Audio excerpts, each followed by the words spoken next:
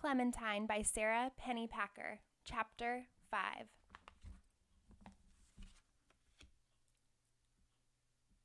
As soon as I got home, I started watching for Margaret's feet from my kitchen window.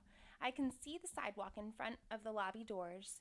Since I have memorized all the shoes of everybody who lives in our building, I always know who's coming in or going out. I might be a detective when I grow up. I waited and waited and waited, which is the hardest thing in the world, especially when you have a hot head, which I did, because my mother made me wear my winter hat so she didn't have to look at my chopped off hair. There's the hat. Finally, I saw Margaret's purple sneakers, and I ran up to meet her in the lobby. "Let me see!" Margaret pulled her lips out of the way so I could see all of her teeth. Margaret's mouth was the most beautiful place I have ever seen. It was even more beautiful than Disneyland Sleeping Beauty's castle, which I am going to visit when I am 10. Every tooth had its own sparkly silver bracelet, and there were little blue bits sprinkled around like tiny presents. "They're rubber bands," Margaret said. "Every month I'll go in and get them changed, and they'll give me different colors, whatever I want." That gave me such a good idea. I pulled off my hat to show Margaret that she wasn't the only one, and that made her happy. Then I told her my good idea. "You can pick the color of my new hair, whatever color you want. You can draw it on my head." That made her even more happier. "Those markers are still in my room. Let's go," she said. "Is your mother still mad?" I asked. "Yep, but she's going to a movie with Alan this afternoon." Alan is Margaret's mother's special friend, which is a grown-up's word for her boyfriend. So we went up to her apartment. Mitchell was there watching TV. When he saw my hair, he grabbed his chest and fell off the couch, pretending to have a heart attack. Then he smacked his forehead and said, "You guys are unbelievable. Absolutely unbelievable." Even though he is older and doesn't have to be so nice to us, I think he likes me. Margaret glared at him. Then she jabbed her elbow into my side, so I glared at him too, even though I didn't know why we were doing that. I'm not so sure Margaret is the easy one in that family. She dragged me into her room. "I can't wait for summer," she growled. "My mother's finally going to get rid of him." "You mean baseball camp?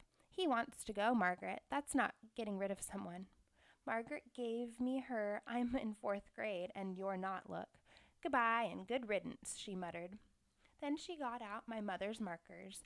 They were all still there, and they looked exactly the same, with none of the caps chewed up. I don't know how Margaret does that. She picked a bright green one and colored my hair, and then drew some curls on my forehead and neck. "No pointy lines," I reminded her, "just round ones." Thinking about pointy lines makes me wonder about Margaret's bracelets again.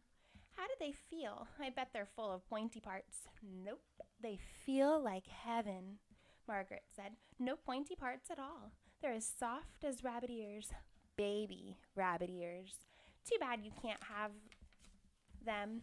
She kept her lips stretched out of the way to show me her teeth the whole time she talked, so it was kind of hard to understand her. But I did. "I'm getting them too," I said. "Next week." Then I pulled my hat back on and ran down to my apartment quick to make this be a non-lie.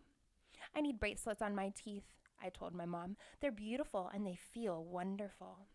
"First of all," my mother said, "they don't feel wonderful. Not in the beginning, anyway. Margaret's mother stopped in earlier asking if we had any medicine left over from when your brother was teething. She told me that Margaret cried all the way home." That Margaret. Well, I still want them next week. "And second of all, you don't need them. Your teeth are straight enough," which is the most unfair thing I have ever heard. "I can feel them bending," I said, and suddenly I could, so we'd better make an appointment. Then, before my mom could get the third of all, which is usually the worst one, we heard my brother waking up from his nap. "I'm coming, Radish," I called to him.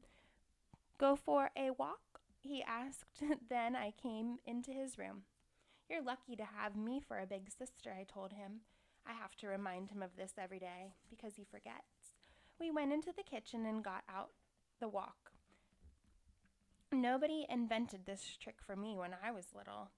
Then he climbed into the walk and grabbed the handles, and I gave him a really good spin. A wok is like a pan type of thing that you use for cooking. It has really big edges. You'll see a picture of it soon. He went whirling around, bumping into the cabinets, and then he got out and walked wobbly until he fell. He fell over, which he thinks is the funniest thing in the world. Again, he yelled, but I didn't spin him again because he throws up on the second ride and somebody has to clean it up, which is N-O-T, not me. This is called being responsible. He came over to me and pulled off my hat and pointed to my head. Green? And I thought about something. First, Margaret had straight brown hair, and we didn't look alike. Then we cut it off and colored it red, so we sort of did. Then she got bracelets on her teeth, which meant we didn't look alike. But soon her teeth would be straight, and we would, except now I had a green head. What if we never looked alike? What if we did?